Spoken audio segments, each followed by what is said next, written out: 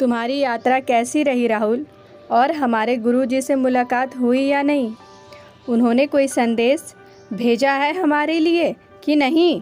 प्रमीला जी ने अपने छोटे बेटे राहुल से बड़ी ही आकुलता से पूछा, जो कि अभी ही बाहर से लौटा है। इतने दिनों बाद बेटा घर में घुसा है, ना गले लगाया, ना ही चाय पानी, कुछ नहीं पूछा, बस अपनी पूछताछ का पिटारा खोल दिया। मेरी माँ ने, कहते हुए राहुल ने माँ के चरण स्पर्श किए और प्रमीला जी से उसे अपने सीने से चिपका लिया। आज इतने दिनों बाद छोटे बेटे को सीने से लगाकर उन्हें अपार शांति मिले। जल्दी से हाथ मुँह धो ले, कपड़े बदल ले, हम तब तक मंजू से कहकर तुम्हारे लिए चाय नाश्ते का प्रबंध करवाते हैं, फिर हम दोनों आराम से बातचीत करेंगे। राहुल मन ही मन समझ रहा था, माँ को गुरुजी की बातें जानने की बहुत जल्दी है, क्योंकि वह उनके ऊपर अंधा विश्वास करती थी। और आज राहुल ने भी सोच लिया था कि माँ के इस अंधविश्वास का फ़ायदा वह घर की भलाई के लिए ज़रूर उठाएगा। प्रमीला जी कुंज बिहारी सदन की मालकिन पति प्रभु दयाल जी का पीतल के बर्तनों का बहुत बड़ा कारोबार है। उनके दो बेटे कृष्णा और राहुल जो पिता के साथ मिलकर ही कारोबार संभालते हैं। दो बेटियां नेहा नंदिनी, बड़ी बेटी कृष्णा की शादी मंजू से हो चुकी है। दोनों बेटियों की भी शादी अच्छे घरों में उसी शहर में हो गई है, लेकिन मायके में उनका पूरा दखल रहता है। घर में राजसी ठाठ बाट है, लेकिन घर की लक्ष्मी ही घर में खुश नहीं है तो यह सब ठाठ बाट बेकार है। मंजू को सबने देख सुनकर ही पसंद किया और जानबूझकर गरीब परिवार की लड़की ली, क्योंकि वह उनसे दब कर रहे, उनकी जी हाजुरी करे और किसी की बात में आवाज़ ना उठा सके। मंजू कुंज बिहारी सदन में कृष्णा की पत्नी बनकर आ गई, लेकिन यह उसकी खुशियों का आखिरी दिन था। प्रमीला जी अपनी दोनों बेटियों के कहे अनुसार ही चलती। उसी शहर में होने की वजह से दोनों आए दिन मायके में ही डेरा डाले रहती। ससुराल वालों का मुँह प्रमीला जी को लेकर कान भरे रहती। वह लोग उनके आने जाने पर कोई रोक टोक नहीं लगाते। मायके में रहकर इधर की बात उधर करना, कान लगाकर सुनना और भाभी के खिलाफ माँ को भड़काती रहती। मंजू एक सुबह से उठकर देर रात तक घर के सारे काम करती। कहने को तो घर में सारी सुख सुविधाएं नौकर चाकर सब थे, लेकिन प्रमीला जी और उसकी बेटियों का मानना था कि घर के काम घर की बहू करे, तभी घर में बरकत आती है। रोज़ नई नई खाने नाश्ते की फरमाइश, घर एकदम चमकता हुआ दिखे। कपड़े धोकर सुखा करके सबके कमरे में पहुंचाओ।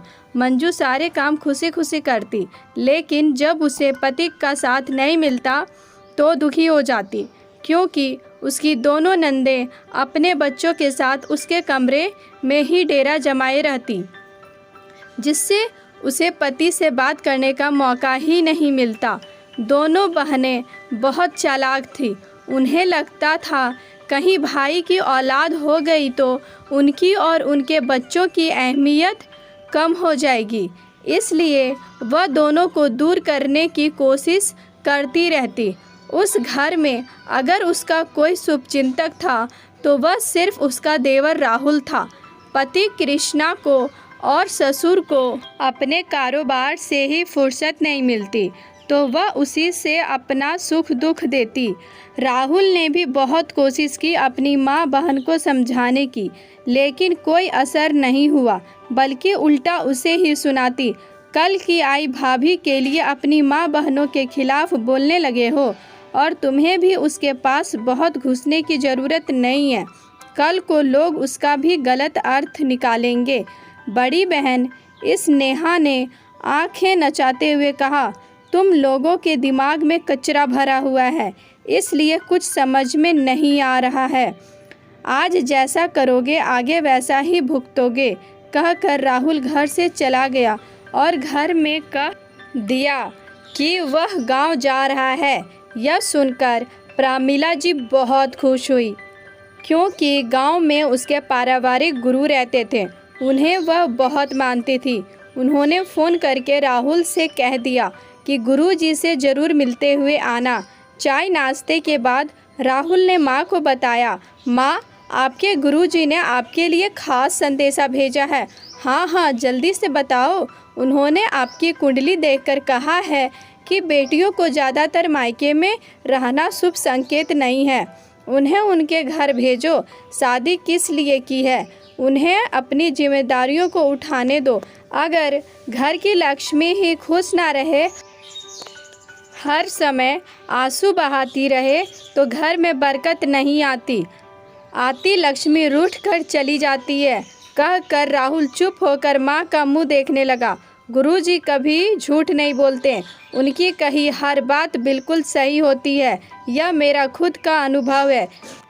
कहते हुए प्रेमिला उठी और सबसे पहले दोनों बेटियों को ससुराल के लिए विदा किया। इसलिए हर हाल में घर की लक्ष्मी को खुश रखो। अभी घर गृहस्थी और कारोबार में तरक्की होगी और बरकत आएगी।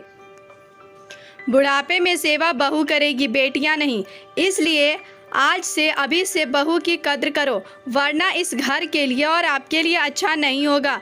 जाओ, घूम टहल कर आओ और खुशखबरी सुनाओ। यह सुनकर मंजू और कृष्णा जाते हुए माँ के गले लग गए, लेकिन सब प्रेमिला जी के अचानक हुए हृदय परिवर्तन पर चकित थे। और राहुल अपनी सफलता पर मन ही मन बहुत खुश था और अपने आप को शाबाशियाँ दे रहा था। राहुल से कहकर बेटे बहू के लिए घूमने जाने का प्रबंध किया और बहू मंजू के सर पर हाथ रखकर बोली, गुरुजी ने बिल्कुल सही कहा है। घर में बरकत तो घर की लक्ष्मी के खुश रहने से ही आती है। आज ये बात हम अच्छी तरह समझ गए हैं। तुम लोग शादी के बाद कहीं घूमने नहीं गए। वाह बेटा, खूब समय पर दिमाग काम किया और सबको मना दिया, लेकिन इसी बहाने इस घर की खुशियाँ सुख शांति वापस आ गई और घर की दोनों लक्ष्मी भी खुश। मतलब माँ और भाभी दोनों ही तो इस घर की लक्ष्मी है। भलाई के लिए झूठ बोलने में कोई बुराई नहीं है। ऐसा तो हमारे गुरुजी बड़े बुजुर्ग सब कहते हैं। खुद ही अपने कंधे पर थपकी देकर शाबाशी दी और बाहर निकल गया, वरना पोल खुल जाती। दोस्तों, कहानी के लिए आपकी क्या राय है, हमें कमेंट करके ज़रूर बताइएगा। कहानी पसंद आई हो तो लाइक और शेयर करना बिल्कुल भी ना भूलें। चैनल पर नए हो तो चैनल को सब्सक्राइब ज़रूर कीजिए। कहानी सुनने के लिए आपका बहुत बहुत धन्यवाद।